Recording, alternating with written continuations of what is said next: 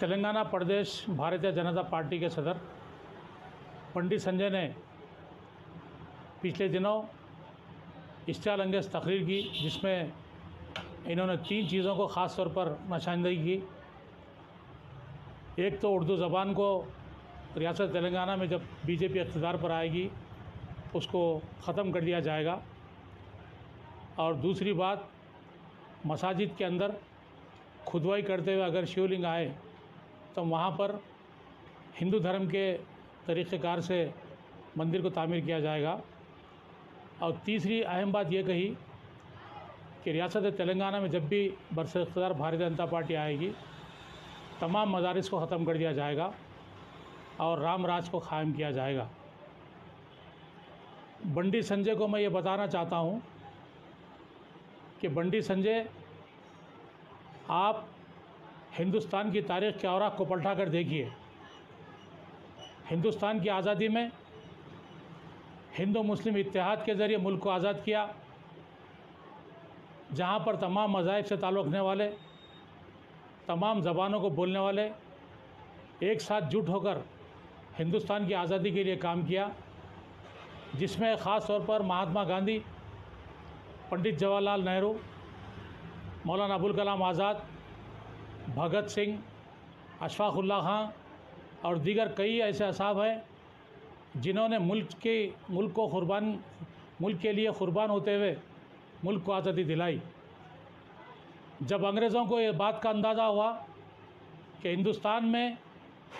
मुल्क की आज़ादी के लिए बहुत ही जोश और खरोश के साथ एहतजाज किया जा रहा था, उस मौके पर अंग्रेज़ों ने अपनी शरअंगेज़ी के ज़रिए हिंदू मुस्लिम को तोड़ने के लिए बड़े पैमाने पर फसाद बर्पा किया था, जिसको देखते हुए महात्मा गांधी ने हिंदू तबके में मौलाना अबुल कलाम आज़ाद को भेजा और मुसलमान तबके में पंडित जवाहरलाल नेहरू को भेजा, और ये कहा कि दोनों जगह जाइए, जब तक कि अमन अमान बरकरार नहीं होगा हम मुल्क को आज़ाद नहीं कर सकते। उसके बाद हिंदुस्तान के सारे लोगों ने मुत्तहिदा तौर पर यह कहा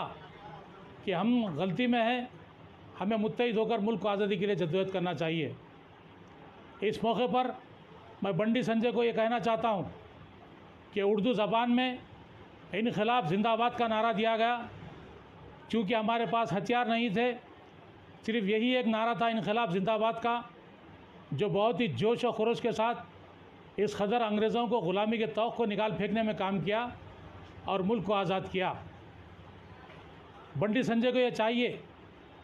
कि वो हिंदुस्तान की तारीख़ के औराक को पलटा कर देखें। Doctor B.R. अम्बेडकर साहब ने मुल्क की आज़ादी के बाद यहाँ पर रहने सहने वाले बिला लिहाज मज़हब मिल्लत, मज़हब की बुनियाद पर, ज़बान की बुनियाद पर इन्होंने आज़ादी दिलाई। लेकिन आज इस शर्अंगेज़ तकरीर के बाद रियासत तेलंगाना के चीफ मिनिस्टर KCR जिस किस्म की खामोशी इख्तियार किए हुए हैं, उससे इस बात का अंदाज़ा होता है कि वो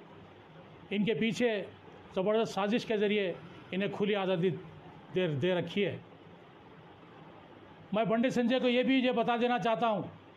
कि ख़बरदार, अगर तुमने मुस्लिम अक़लियतों के रिजर्वेशन को ख़त्म करने की बात कही, हिंदुस्तान के जलील क़दर अदालत सुप्रीम कोर्ट में इसको स्टे ऑर्डर मिला। उस मौके पर डॉक्टर YS राजशेखर साहब,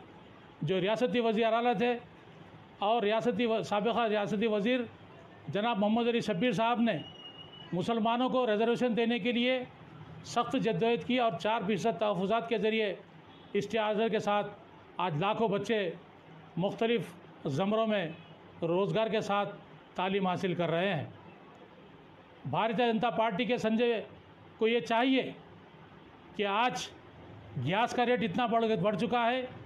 पेट्रोल और डीजल का रेट बढ़ चुका है, महंगाई बढ़ चुकी है और बेरोज़गारी का इतना इजाफ़ा हो चुका है,